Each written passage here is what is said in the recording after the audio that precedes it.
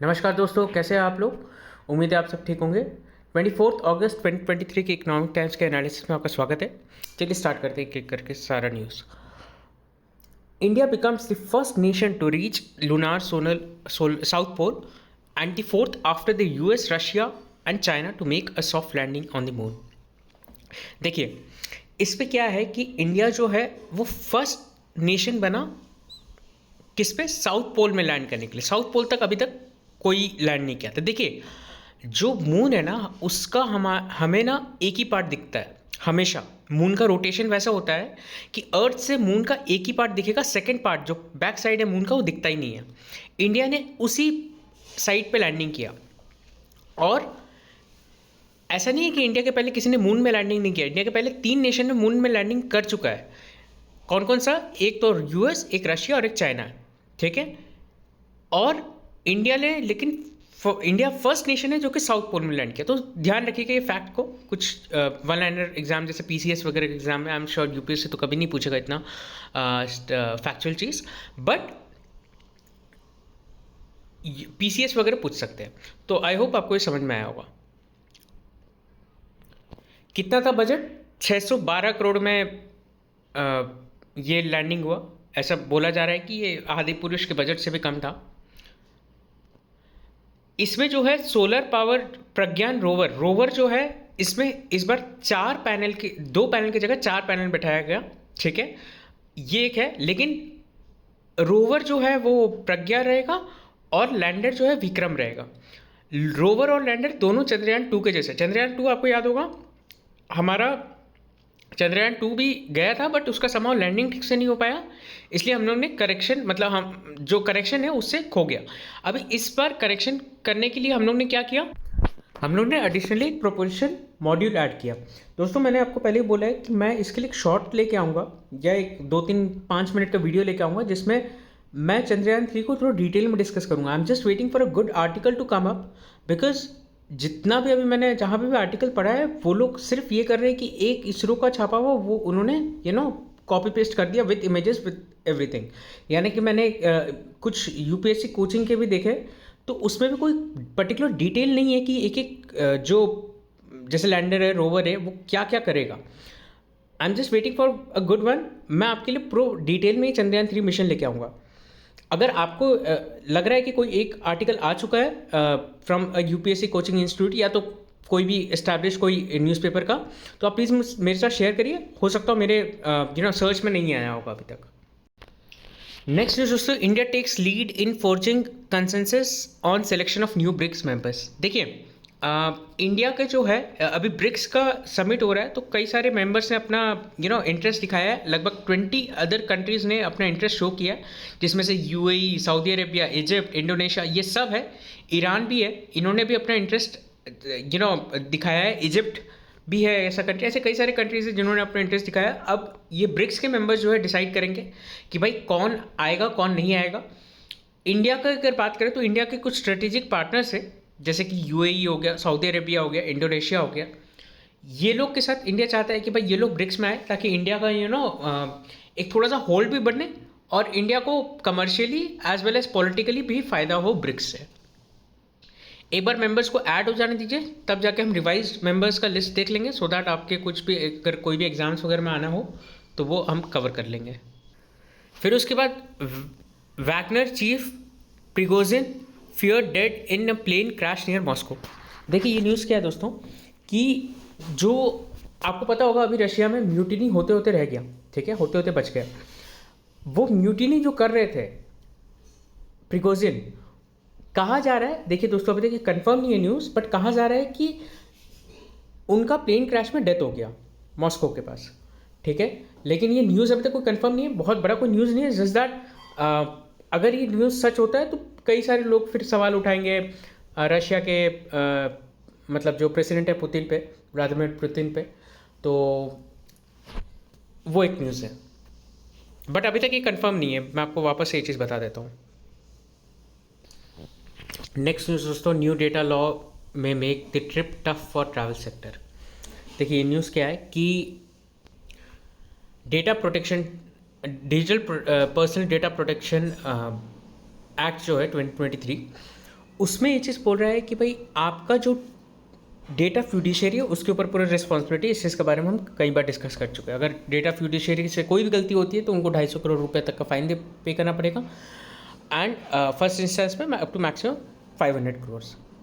But ये सब बड़े बड़े डेटा फ्यूडिशियरीज, मतलब छोटे मोटे की बात नहीं कर रहा हूँ मैं, ठीक है। तो उनके लिए 250 करोड़ आई नो ज़्यादा ही होता है, बट ऐसा नहीं कि कंपनी एकदम ही इंसॉल्वेंट डिक्लेयर हो जाएगी, ऐसा। तो जिस लेवल पे ये डेटा फ्यूडिशियरी स्टोर कर रहे हैं, अब ट्रैवल इंडस्ट्री में कई सारे डेटा पॉइंट, मतलब डेटा जो एक्सचेंज होता है, ट्रैवल का डिटेल क्या है, ट्रैवलर कहाँ रुकेगा, और कई सारे मतलब पर्सनल डेटा भी एक्सचेंज होते हैं। अब डेटा फ्यूडिशियरी का रोल रहता है इसमें कि भाई वो डेटा को लीक ना होने दे, फर्स्ट। सेकेंड चीज़, अगर कोई ट्रैवलर कोई ऐसा कंट्री जा रहा है जो कि मतलब डेटा वाइज इंडिया में वो ब्लैक लिस्टेड है, ठीक है, तो उस फर्म जो वो डेटा ले रहा है उधर से, उसको अपने इंडिया एस्टैब्लिश करना पड़ेगा डेटा, मतलब ऑफिस, और वो डेटा लोकली ही स्टोर कर सकता उस दूसरे कंट्री में, गवर्नमेंट के अप्रूवल के बिना। मतलब गवर्नमेंट कहेगा कि उस कंट्री में आप अपना पर्सनल डेटा ट्रांसफ़र कर ही नहीं सकते हो। सो ये एक बहुत बड़ा सेटबैक हो सकता है ट्रैवल इंडस्ट्री को लेकर। नेक्स्ट इज दोस्तों vegetable inflation to soften from सितंबर। देखिए, आरबीआई गवर्नर जो बोल रहे हैं कि भाई वेजिटेबल्स का जो शॉर्टेज है अभी है मार्केट में, बट सितंबर से ये शॉर्टेज थोड़ा कूल डाउन हो जाएगा। उसके बाद जो है प्राइसेस थोड़े कम हो जाएंगे मार्केट में, तब हम लोग जो है सप्लाई का अच्छा देख सकते हैं, एंड प्राइसेस भी कूल डाउन हो जाएगा, कंसेक्यूटिवली इन्फ्लेशन भी कूल डाउन हो जाएगा। देखिए, इसमें ये आर्टिकल में कुछ चीज़ बताया गया है कि एक होता है हेडलाइन इन्फ्लेशन, एक होता है कोर इन्फ्लेशन। देखिए, हेडलाइन इन्फ्लेशन मतलब मार्केट में जितने भी प्रोडक्ट्स हैं उसका क्या मार्केट में प्राइस बढ़ा है, that is headline inflation. Headline inflation तो सारे प्रोडक्ट्स का है, लेकिन अगर आप देखो फूड और फ्यूल, वो काफ़ी वोलेटाइल चीज़ें होते हैं। जब फूड और फ्यूल को आप जब छोड़ देते हो, then that is known as core inflation, ठीक है। तो headline inflation minus inflation for food and fuel is known as core inflation. तो वो यही कह रहे हैं कि भाई कोर इन्फ्लेशन तो अभी भी स्टेबल है ही, लेकिन हम हेडलाइन इन्फ्लेशन को भी अगर टारगेट करते हैं तो वो भी स्टेबल हो जाएगा, जस्ट दैट कि मार्केट में सितंबर से सप्लाई का मतलब वेजिटेबल्स का सप्लाई चालू हो जाएगा। फिर उन्होंने ये भी चीज़ क्लैरिफाई किया कि भाई आरबीआई जो है बैलेंस ऑफ पेमेंट, वो रिजर्व इसलिए इतना रखना चाहता है ताकि बैलेंस ऑफ पेमेंट का क्राइसिस ना हो, ठीक है। और आरबीआई ने अपने रिजर्व्स का जो यूटिलाइजेशन है अभी हाल फिलहाल में, जैसे अभी आपने देखा होगा कि रुपीज़ का वैल्यू काफ़ी ज़्यादा गिर रहा है, तो RBI time to time intervention कर रहा है, अपने रिजर्व्स के साथ खेल रहा है, मतलब बेच रहा है, खरीद रहा है, सो दैट आपके रुपये की वैल्यू बनी रहे, ठीक है। तो अब आरबीआई को इस चीज़ के लिए क्वेश्चन किया जा रहा है कि भाई बैलेंस ऑफ पेमेंट, मतलब आपका जो रिजर्व है फिर आप उसको इतना क्यों बढ़ा रहे हो। तो आरबीआई बोल रहे हैं कि भाई मैंने रिजर्व इसलिए बढ़ाया है क्योंकि कल को अगर हम एक डेवलपिंग कंट्री है, हमारा मार्केट थोड़ा वोलेटाइल है as compare to developed market, और ग्लोबल अनसर्टेनिटी भी है। तो अगर कल को कोई प्रॉब्लम आ जाता है कि भाई रिजर्व्स कम पड़ जाते हैं और हम यही आईएमएफ से जाके लेते हैं पैसा, तो फिर आप तो ये बोल दोगे कि भाई हमारा तो हालत ख़राब हो गया इकोनॉमी का, ये हो गया वो हो गया करके। अब अदरवाइज भी आरबीआई बोल रही है कि अब हम यूटिलाइजेशन पे जो आप क्वेश्चन कर रहे हो कि, तो उन्होंने एक एनालॉजी ड्रॉ किया कि एक अम्ब्रेला की तरह होता है। आप जब बारिश होने वाला रहता है तो आप एक अम्ब्रेला खरीद के रखते हो, जब बारिश हो जाता है तो अम्ब्रेला का यूटिलाइजेशन करते हो। आप इस चीज़ के लिए ये नहीं बोलते हो कि भाई अम्ब्रेला ख़राब हो जाएगा मैं यूटिलाइज नहीं करूँगा। तो वैसे ही हमारा रिजर्व है, हमने रिजर्व बनाया कोई क्राइसिस के लिए, अगर मान लो क्राइसिस आएगा तो हम उसे ज़रूर यूज़ करेंगे। और अभी क्राइसिस नहीं है, जस्ट दैट कि हाँ मार्केट में वोलेटिलिटी बहुत बढ़ गया, हमारे रुपीज़ का वोलेटिलिटी काफ़ी बढ़ गया, तो इसलिए हम यूज़ कर रहे हैं। इसमें प्रॉब्लम क्या है। नेक्स्ट न्यूज़ दोस्तों, taxman takes affidavit route to uncover undisclosed foreign assets. देखिए न्यूज़ क्या है दोस्तों कि टैक्समैन ने पहले क्या किया था कि भाई आप एक सीएसी सर्टिफिकेशन ले लो कि आपका कोई फॉरेन एसेट नहीं है, और आप हमें एज एन एफिडेविट दे दो वो चीज़ कि भाई सीए ने सर्टिफाई कर दिया है। एफिडेविट नहीं बोलते उसमें, सीए का डिक्लेरेशन बोलते हैं कि भाई सीए ने सर्टिफाई कर दिया है और हम लोगों को कोई फॉरेन एसेट नहीं है। सीए नहीं फंसेगा, सीए ये चीज़ बोलेगा कि भाई मेरे को जो क्लाइंट की तरफ से रिप्रेजेंटेशन मिला मैंने उस पर साइन किया और मैं सबमिट कर दिया। और क्लाइंट क्या बोलेगा, भाई सीए का सर्टिफिकेशन है। अगर मान लो क्लाइंट कल को पकड़ा भी जाता है तो क्लाइंट बोलेगा भाई सीए का तो सर्टिफिकेशन है, कौन सा मैंने लीगल डॉक्यूमेंट में कुछ कर दिया, ठीक है, कुछ जो भी फाइन उन होगा हम दे देंगे। अब टैक्स अथॉरिटीज़ ने बोला कि ठीक है, अगर ऐसी बात है तो आप जो है अब सीए का सर्टिफिकेट नहीं लोगे, आप एफिडेविट साइन करवाओगे जो कि नोटराइज रहेगा, और उस पर आप अपना डिक्लेरेशन दोगे। एफिडेविट क्या होता है दोस्तों? डिक्लेरेशन होता है कि हमारे पास कोई फॉरेन एसेट नहीं है, और उसके बाद अगर आपके पास अगर कोई फॉरेन एसेट मिला then that would be a criminal charge, ठीक है, क्योंकि उस नोटराइज्ड वैल्यू का, नोटराइज्ड पेपर का काफ़ी वैल्यू होगा। तो आप समझ रहे हो, पहले क्रिमिनल नहीं था, सीए का ये चीज़ निकला, ठीक है, कुछ फाइन पे करना है, जो भी पनिशमेंट है वो चीज़ देख लेंगे, लेकिन अब जो है हेवी क्रिमिनल पेनल्टी, मतलब क्रिमिनलाइज कर दिया उस ऑफेंस को। क्रिमिनल तो है ही वैसे ऑफेंस अगर आप एफिडेविट में कुछ गलत सबमिट कर रहे हो तो, बट उस चीज़ को क्रिमिनलाइज, ये मतलब जो डिक्लेरेशन है वो पहले सीए से लेके अब एफिडेविट में कर दिया। आई होप आपको ये न्यूज़ समझ में आ गया होगा। नेक्स्ट इज दोस्तों, ECB registration jump 5-fold in Q1 as local rates rise. देखिए क्या है, एक्सटर्नल कमर्शियल बोरिंग, जब भी इंडिया में मान लो किसी कंपनी को लोन नहीं मिलता कोई भी चीज़ के कारण, कि सपोज मान लो बैंक्स ज़्यादा कंजर्वेटिव हो रही है इंडिया में, या बैंक्स के लिक्विडिटी का भी थोड़ा प्रॉब्लम चल रहा है इंडिया में, और या तो फिर बैंक्स का इंटरेस्ट रेट बहुत ज़्यादा चल रहा है इंडिया में, तो क्या होता है कि बैंक्स वगैरह बाहर से बोरो करती है, और ऐसे भी बैंक्स वगैरह बाहर से बोरो कर लेते हैं क्योंकि बाहर का इंटरेस्ट रेट इंडिया से तो कम ही रहता है।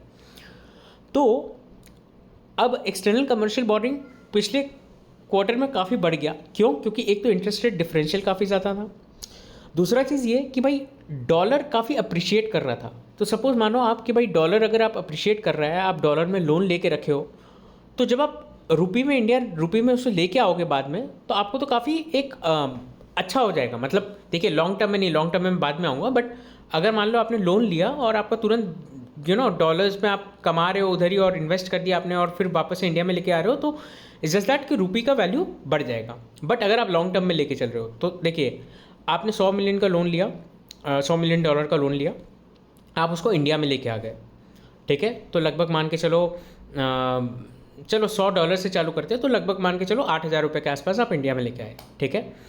अब 8,000 जो आप रुपया इंडिया में लेके आए हो, आप जब कल को सपोज मान लो 80 का एक्सचेंज रेट है, कल को एक्सचेंज रेट बढ़ के 90 हो जाता है, आप समझ रहे हो आपको डॉलर्स और ज़्यादा देना पड़ेगा, ठीक है, क्योंकि एक्सचेंज रेट बढ़ के 90 हो गया, तो आपको रुपीज़ में और ज़्यादा स्पेंडिंग करना पड़ेगा। देखिए डॉलर्स तो आप जितना का लोन लियो $100 का वही देना पड़ेगा, लौटाना पड़ेगा, बट रुपीज़ अब आपको 80 की जगह 90 रुपये देना पड़ेगा हर डॉलर्स को, तो ऑब्वियसली आपका जो रीपेमेंट है वो ज़्यादा हो जाएगा। तो फिर आप बोलोगे लोन ले क्यों रहे जब वैल्यू अप्रिशिएट कर रहा है। मैं आपको ये बोल रहा हूँ, पहले जब इन लोग लोन लेते हैं तो इन्वेस्ट अगर बाहर कर दिया, उसके बाद सारा पेमेंट वेमेंट करके जब प्रोसीड्स अंदर आता है इंडिया में, तो एक ये फैक्टर है लोन लेने का, दूसरा ये फैक्टर है कि भाई इंटरेस्ट रेट कब रहता है, वो फैक्टर है। तीसरा एक प्रॉब्लम क्या है, मैं आपको ये बोल रहा हूँ कि भाई अगर मीनवाइल अगर रुपये काफ़ी ज़्यादा डिप्रिशिएट कर गया और डॉलर बहुत ज़्यादा अप्रिशिएट कर गया, तो लोगों को इंडिया में अगर वो इन्वेस्टेड है तो पैसा लौटाने में दिक्कत जाएगा। क्यों? क्योंकि रुपये काफ़ी ज़्यादा डिप्रिशिएट कर गया, तो for every dollar you will have to spend ₹10 more for the repayment. I hope आपको समझ में आ गया होगा। अब इसी में कॉन्सेप्ट आता है हेजिंग का। हेजिंग में क्या होता है कि कल को अगर मैं पैसा लेके आ रहा हूँ डॉलर्स में, ठीक है, तो 80 रुपये में मैं लेके आ रहा हूँ, मैं इसको फॉरवर्ड में हेज कर लूँगा। सपोज मान लो मेरे को 2 साल के बाद रीपेमेंट करना है उसका, तो मैं एक ऐसे बैंक के पास जाऊँगा कि भाई देखो मैंने 80 रुपये में लोन लिया था, मैं 80 रुपये में आपके साथ हेज करूँगा, जो भी मेरे को प्रीमियम देना पड़ेगा बैंक को मैं दे दूँगा, ठीक है। तो बैंक अगला अगर मान लो डॉलर अप्रिशिएट भी किया बाद में जाके, तो वो अगले का लॉस है, सॉरी अगले का प्रॉफिट है, सॉरी अगले का लॉस है, क्योंकि वो मेरे को डॉलर बेच देगा 80 में, और अगर मान लो डॉलर डिप्रिशिएट कर गया तो भी उसी का ही प्रॉफिट है, ठीक है। तो वो बेटिंग क्यों लगाएगा मेरे से? मैंने आपको जैसे बताया derivative is form of contract which is betting only. तो वो बेटिंग क्यों करेगा मेरे से? क्योंकि भाई सामने वाले को लग रहा है कि डॉलर इधर से अप्रिशिएट नहीं डिप्रिशिएट करेगा, रुपये अप्रिशिएट करेगा, आरबीआई का इंटरवेंशन हो या कोई भी इंडिया का कोई भी फैक्टर हो, जो भी, या यूएस का कोई डाउन साइड का कोई फैक्टर हो, जो भी है उस पर हम नहीं जाएंगे। तो उसने इसीलिए हेजिंग कर लिया, मतलब उसने इसीलिए कॉन्ट्रैक्ट साइन कर लिया। अब 2 साल बाद क्या होता है, मान लो डॉलर का वैल्यू 70 है तो मुझे 80 रुपये ही देना पड़ेगा, डॉलर का वैल्यू 90 है तो भी मुझे 80 रुपये देना पड़ेगा, तो आई एम हेज्ड इन अ वे। तो अभी प्रॉब्लम क्या हो रहा है कि हेजिंग अगर कर रहे हो ना, सबको पता है डॉलर और अप्रिशिएट करेगा, तो इसलिए हेजिंग का कॉस्ट बहुत ज़्यादा हो जा रहा है। वो कंपनीज जिन लोग को डॉलर्स में लोन लेना है, डॉलर्स में ही बिजनेस करना है बाहर जाके, सपोज मान लो रिलायंस ने $100 का लोन लिया है और रिलायंस ने यूएस में इन्वेस्ट कर दिया, 5 साल बाद यूएस में 5 साल बाद रिलायंस को पता है कि उस डॉलर को उसको लौटाना पड़ेगा, तो रिलायंस क्या कर रहा है भाई, कमाया उधर का उधर ही, पैसा उधर ही चुका दिया, जो भी प्रॉफिट हो गया इंडिया में लेके आ गया। जो मैं आपको फर्स्ट एग्जांपल में बोल रहा था कि भाई अब वो इंडिया जब लेके आएगा तो उसको भली पहले 80 रुपये में वो उसने खरीदा होगा, अब वो 90 रुपये लेके आएगा इंडिया में, तो उस तरीके से प्रॉफिट है। बट आप समझ रहे हो आई होप कि कौन सी कंपनी ज़्यादातर कर रहे हैं ईसीबी, एक्सटर्नल कमर्शियल बोरिंग, जिसमें जिन्होंने या तो यूएस का ही उनका ऑपरेशन है, ये मतलब फॉरेन कंट्री का ही ऑपरेशन है, और या तो फिर वो लोग हेजिंग करके बैठे हैं। आज का लास्ट न्यूज़ दोस्तों, Jio Vodafone Idea seek auction as default for all spectrum. देखिए न्यूज़ क्या है दोस्तों, जियो वोडाफोन ये लोग सब बोल रहे हैं कि भाई ऑक्शनिंग करो, भले जियो वोडाफोन के पास पैसा हो नहीं हो, बट वो कह रहे हैं कि ऑक्शनिंग करो सारे स्पेक्ट्रम का। जैसे मैंने आपको कल बताया था स्पेक्ट्रम अलग अलग वेवलेंथ के होते हैं, और जियो ये चीज़ बोल रहा है कि भाई सारे स्पेक्ट्रम का ऑक्शन होना चाहिए इंक्लूडिंग स्पेस। कुछ कंपनी जैसे कि एयरटेल है वो ये कह रहे हैं कि भाई स्पेस का ऑक्शन नहीं, एलोकेशन होना चाहिए। कुछ रीजंस के कारण, जैसे बाहर भी मान लो अगर आप देखोगे तो स्पेस का हमेशा एलोकेशन होता है, कभी भी ऑक्शन नहीं होता। दूसरा चीज़ ये, तो स्पेस का प्रॉपर्टी तो सबका प्रॉपर्टी, तो फिर आप इसको ऑक्शन कैसे कर सकते हो? मतलब इंडिया में भी सबका प्रॉपर्टी और ये तो पूरे वर्ल्ड का property, it's a common property, तो आप ऐसे ऑक्शन नहीं कर सकते। सो देखते हैं, ये न्यूज़ काफ़ी दोस्तों महीनों से चल रहा है, तो अगर इसमें कुछ कॉन्क्रीट आता है तो हम बाद में उसे डिस्कस कर लेंगे। So that's it from my side दोस्तों, मेरी तरफ से मैं आपको ये वीडियो अपलोड करके बताऊंगा कि कोई अगर चंद्रयान 3 का, बट आपका अगर ड्यूटी है, अगर आप कोई अच्छा आर्टिकल आता है तो आप प्लीज़ कमेंट सेक्शन में मुझे पोस्ट करिए। कोई न्यूज़पेपर का कोई अच्छा आर्टिकल, या कोचिंग इंस्टीट्यूट अगर आप कोचिंग वगैरह लेते तो उनका कोई अच्छा आर्टिकल होगा तो बताइए, मैं उसे फिर एक्सप्लेन कर दूँगा। So that's it from my side दोस्तों, हैव अ नाइस डे।